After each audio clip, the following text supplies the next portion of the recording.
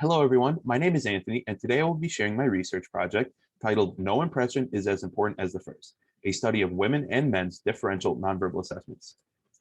So to begin by introducing my analysis, my analysis focused upon the similarities and differences between the nonverbal assessments women and men use within first impressions. I also reviewed the existing literature on the topics of nonverbal assessments with a main focus in the appearance, body language, and personality with their relation to first impressions. So as well as this, further implications may include correctly defining men and women, as an emphasis in recent history has been correctly respecting one's gender. And I just want to personally respect everyone's gender. So for the purpose of this analysis, the women and men being examined will be cisgendered females and males. So the study contributes to the body of research by comparing the results found in the literature and testing the hypothesis that women and men use different nonverbal assessments when creating a first impression. So furthermore, I just want to kind of introduce why I kind of picked this topic. So first impressions have always been a topic of interest in relation to previous nonverbal communication studies, and I've always been interested in looking into first impressions. I find them so fascinating. So nonverbal communication typically plays heavily into the effects of a first impression. However, the focus shifting to those who are making the first impression assessments is what the study will be about. With men and women being very similar, they also have a lot of differences as well. So broadly speaking, women may notice things men may not, and vice versa. So the assessment of how men and women utilize these nonverbal objectives during a first impression has not really been heavily explored as other factors in the topic of first impressions. So I would like to share my hypothesis and research question. So my research question is, do women and men use the same nonverbal assessments in creating first impression? My hypothesis is women and men use different nonverbal assessments when creating a first impression. So I'd like to share some of the details on my research within the literature review. So as previously mentioned, I really examined the nonverbal factors that are appearance, body language, and personality, and I broke down multiple studies within these three categories.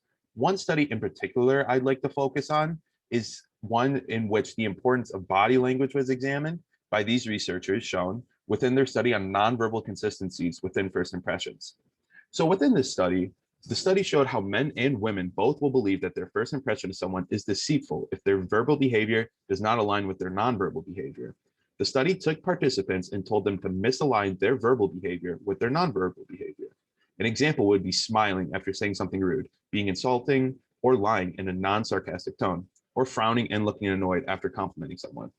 These participants would then have men and women develop a first impression of them with their mismatching behavior. The study proved that inconsistency between nonverbal and verbal behavior effect resulted in a negative impression. So with the broad topic and relating it to my topic, in terms of differing results between men and women, it was found that women devalue dishonesty considerably more than men would. So the study also claimed to be the first demonstration that inconsistency between verbal and nonverbal behavior has important implications for impression formation. And it was a cool study to look at, honestly. So going on to my method and what I came up with.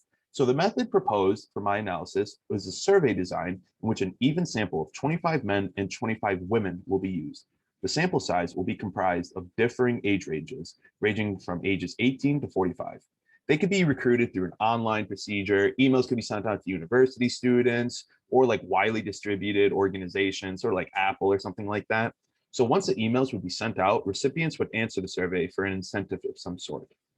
So going on to the independent and dependent variables of the method. So within the survey design, there would be an independent variable, which would be if you are a woman or a man. And then there would be a dependent variable, which would be the nonverbal assessments being made when creating a first impression. So to calculate the dependent variable, a 1 through 5 Likert scale would be utilized. So the 1 through 5 scale would be classified as a 1 for strongly disagree and a 5 is strongly agree. For this, the questions would be asked in relation to the themes of the literature review, which were the appearance, body language, and personality. So furthering this, the questions would also be accompanied by a small video of a first impression. So the video would be like an acted out scenario, and it would be an interaction between two people meeting for the first time.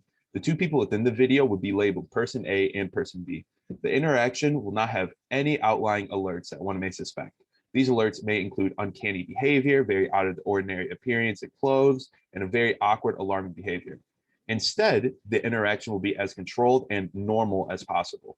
There will not be anything out of the ordinary with this interaction shown in the video. The video would be about 30 seconds to a minute in length, and the interaction will include a base greeting and two people meeting each other for the first time as they're about to work together on a project for the organization. So furthermore, respondents would be asked questions in relation to the video that would then utilize the Likert scale. The questions would be asking their opinions on what were some of the things that they observed within the video in relation to the themes of appearance, body language, and personality mentioned before. One of the proposed questions that I developed would be asking respondents after they watch a video if they thought the first thing I noticed during the interaction was the body language of person B.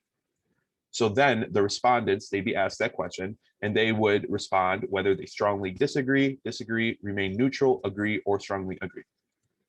So going on to what I learned during completing this research project. So there is so many different research studies out there that can help you with your topic.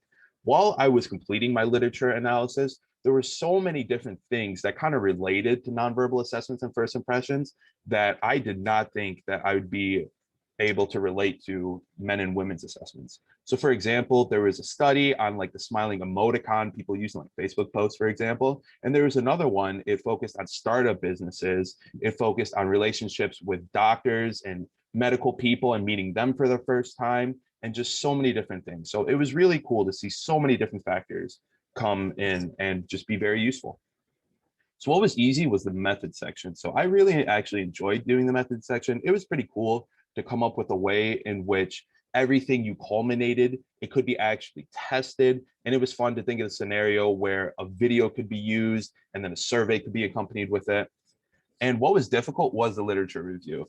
I'm sure we're all kind of in the same boat, but it was a lot of work to compile all these different researches and put them into topics and just make sure everything is in order.